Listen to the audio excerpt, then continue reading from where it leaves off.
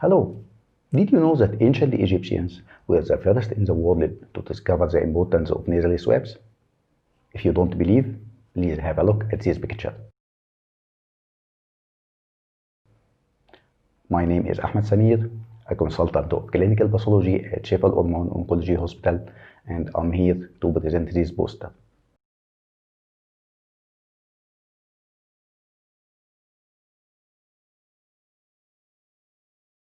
I was kidding about the nasal swab issue, but this time I'm going to tell you a true story from the land of pharaohs.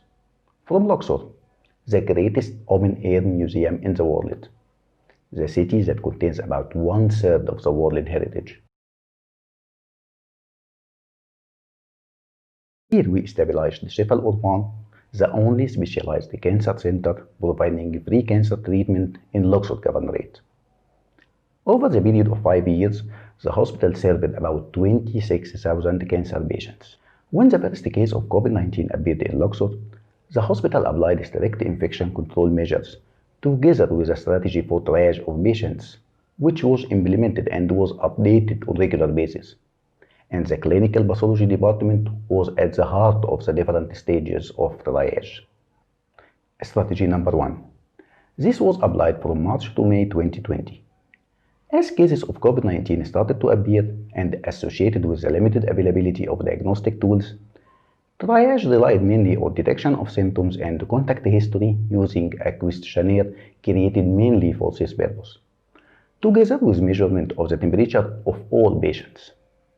Complete blood count and chest X-ray were ordered for suspected cases, and PCR for SARS-CoV was ordered for any patients who has lymphomania or suspected lesion on X-ray. Positive patients were sent to isolation hospitals for admission and hospitalization. Strategy number 2. Starting from June 2020, with the growth of the number of cases and the development of more reliable serological tools for suspicion and diagnosis of cases, new tools were used in triage of patients. The strategy depended on integration of laboratory data, mainly serology for detection of SARS-CoV, IgG and IgM, CBC, and inflammatory markers such as CRP and ferritin, together with radiological data provided using chest CT scan. From June to October 2020, 1,241 cases were screened using this system. 36% of them were positive using serology. Positive or suspected cases were sent for isolation for 2 weeks. Serological testing of a random sample of healthcare personnel and staff was also applied, and out of 60 persons tested, 30% of them were positive.